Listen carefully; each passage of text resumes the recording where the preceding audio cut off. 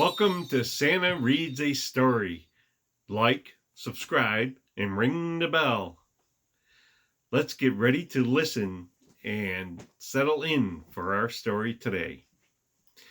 The story we're going to read is Little Girl's Christmas.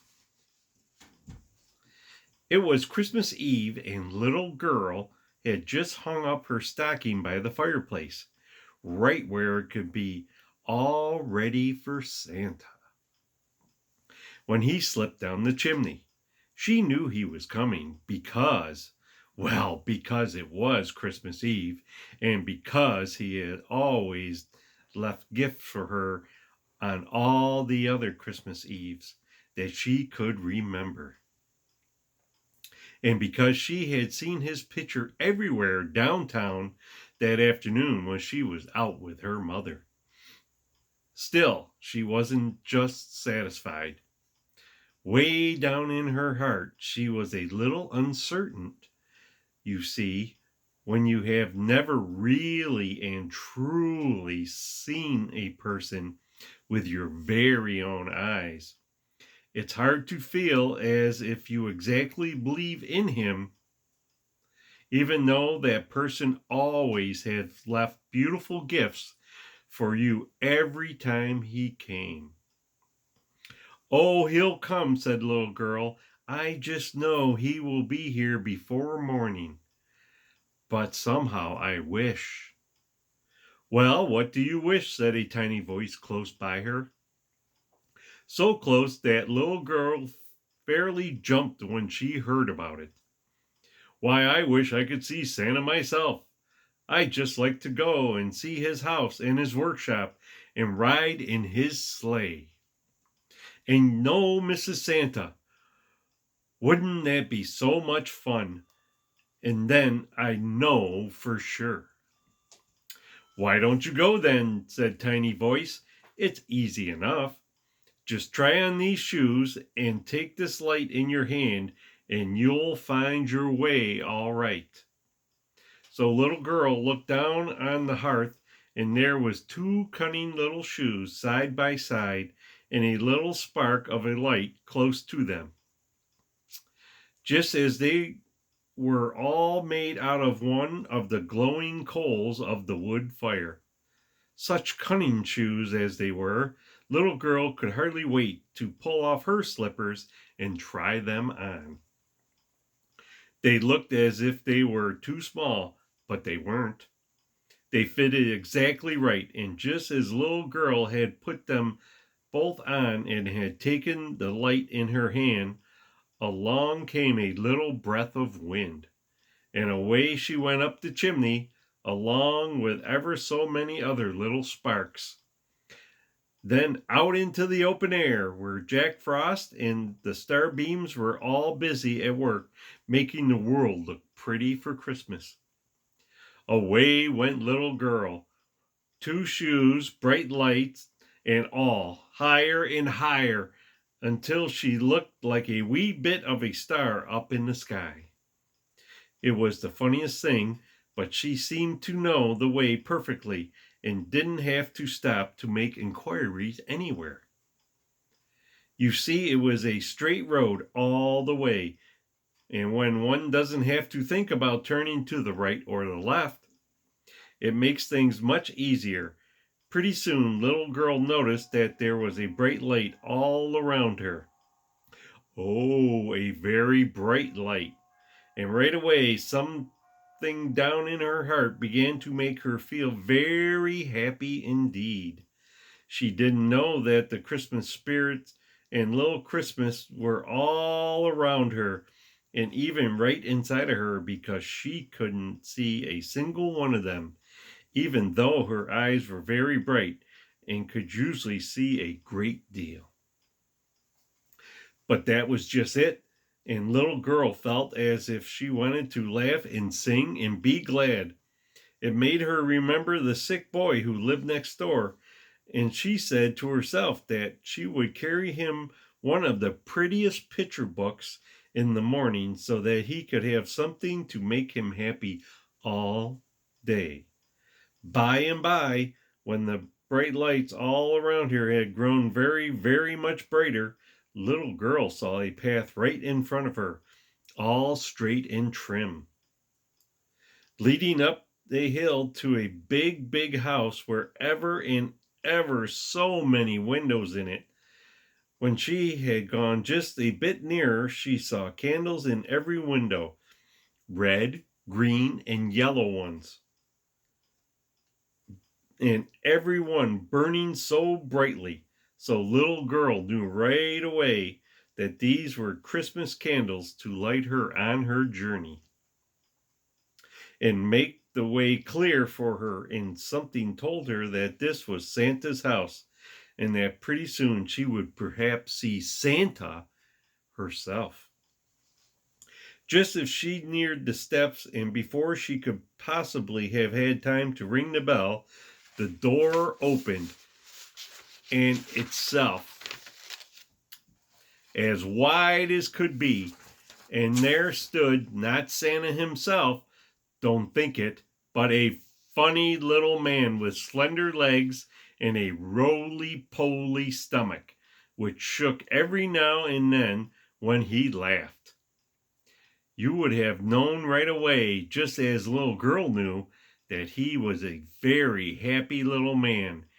And you would have guessed right away, too, that the reason he was so roly-poly was because he laughed and chuckled and smiled all the time. For it's only sorrow-crossed folks who are thin and skimpy. Quick as a wink, he pulled off his little peaked red cap, smiled the broadest kind of a smile, and said, "Merry Christmas! Merry Christmas! Come in, come in." So in went the little girl, holding fast to little man's hand, and when she was really inside, there was the jolliest, reddest fire, all glowing and snapping, and there were little men and all his brothers and sisters, who said their names were Merry Christmas and Good Cheer, and ever so many other jolly sounding things. And there was such a lot of them that little girl just knew she could never count them, no matter how she tried. All around were bundles and boxes and piles of toys and games, and little girl knew that these were all ready and waiting to be loaded into Santa's big sleigh for his reindeer to whirl them away over cloud tops and snowdrifts to the little people down below, who had left their stockings all ready for him. Pretty soon all the little Good Cheer brothers began to hurry and bustle and carry out the bundles as fast as they could to the steps where little girl could hear the jingling bells and the stamping of hooves. So little girl picked up some bundles and skipped along too, for she wanted to help a bit herself.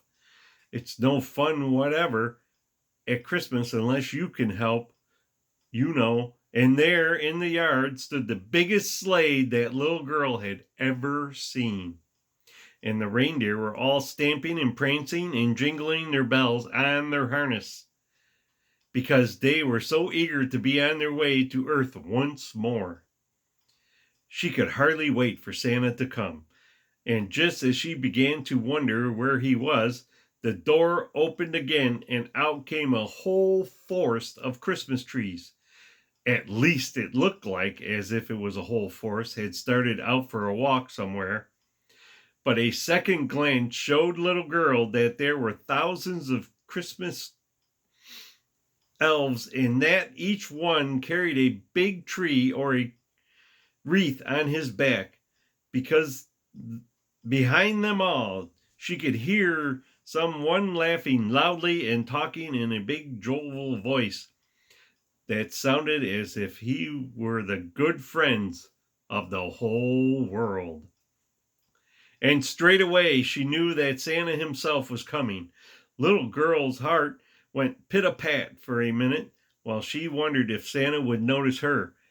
But she didn't have to wonder long, for he spied her at once and said, "Bless my soul, who is this?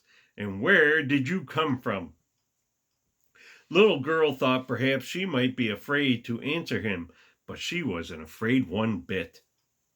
You see, he had such a kind little twinkle in his eye that she felt happy right away as she replied, "Oh, I'm little girl, and I wanted so much to see Santa that I just came, and here I am." "Ho, ho, ho!" laughed Santa. "And here you are. Wanted to see Santa, did you? And so you came. Now that's very nice. And it's too bad I'm in such a hurry, for we should like nothing better than to show you about and give you a real good time. But you see, it is quarter of 12 now, and I must be on my way at once, else I'll never reach that first chimney top by midnight. I'd call Mrs. Santa and ask her to get you some supper, but she's as busy finishing doll clothes, which must be done before morning, and I guess we'd better not bother her. Is there anything that you would like, little girl?" And good old Santa put his big warm hand on little girl's curls, and she felt its warmth and kindness clear down to her very heart. You see, my dears, that's even though Santa was in such a great hurry, he wasn't too busy to stop and make someone happy for a minute, even if it was someone no bigger than little girl. So she smiled back into Santa's face and said, "Oh, Santa, if I could only ride down to earth with you behind those splendid reindeer. I'd love to go. Won't you please take me? I'm so small that I won't take up much room on the seat, and I'd keep very still and not bother anyone." Then Santa laughed, such a laugh, big and loud and rollicking, and he said, "Wants a ride, does she? Well, well, shall we take her, little elves? Shall we take her, good reindeer?" And all the little elves hopped and skipped and brought little girl a sprig of holly. And all the good reindeer jingled their bells loudly, which meant, "Oh, yes, let's take her. She's a good little girl. Let her ride." And before little girl could even think, she found her way all tucked up under the big fur robes beside Santa. And away they went, right out into the air, over the clouds, through the Milky Way, and right under the very handle of the Big Dipper, on toward the Earthland, whose lights little girl began to see twinkling way down below her.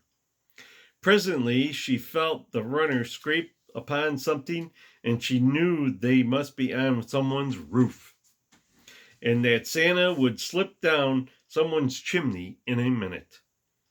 How she wanted to go too! You see, if you had never been down a chimney and seen Santa fill up the stockings, you would want to go quite as much as little girl did. Now, wouldn't you? So, just as little girl was wishing as hard as ever she could wish, she heard a tiny voice say, "Hold tight to his arm! Hold tight to his arm!"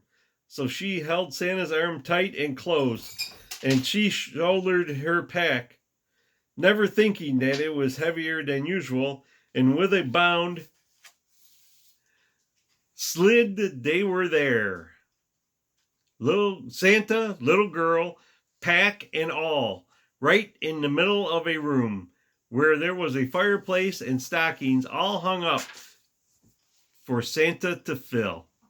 Just then Santa noticed little girl.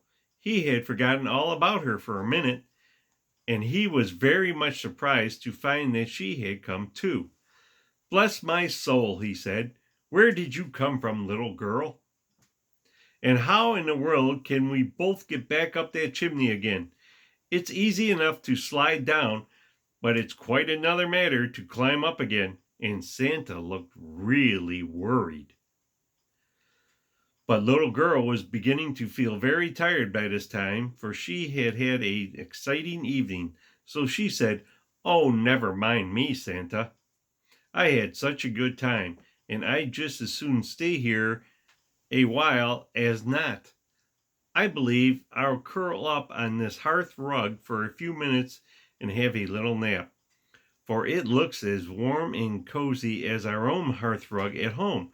And why? It is our own hearth, and it is my own nursery, for there is Teddy Bear in his chair where I leave him every night, and there is Kitten curled up in his cushion in the corner. And little girl turned to thank Santa and say goodbye to him, but either he had gone very quickly or else she had fallen asleep very quickly. She never could tell which, for the next thing she knew, Daddy was holding her in his arms and was saying, "What is my little girl doing here? She must go to bed. For it is Christmas Eve, and old Santa won't come if he thinks there are any little folks about." But little girl knew better than that. And when she began to tell him all about it, and how the Christmas elves had welcomed her, and how Santa had given her such a fine ride, Daddy laughed and said, "You've been dreaming, little girl. You've been dreaming." But little girl knew better than that too, for there on the hearth was a little black coal which had given her 2 shoes and a bright light. And tight in her hand she held a holly berry which one of the Christmas elves had placed there. More than all that, there she was on the hearth rug herself, just as Santa had left her. Best proof of all. The trouble was, Daddy himself had never been a little girl, so he couldn't tell anything about it. But we know she hadn't been dreaming.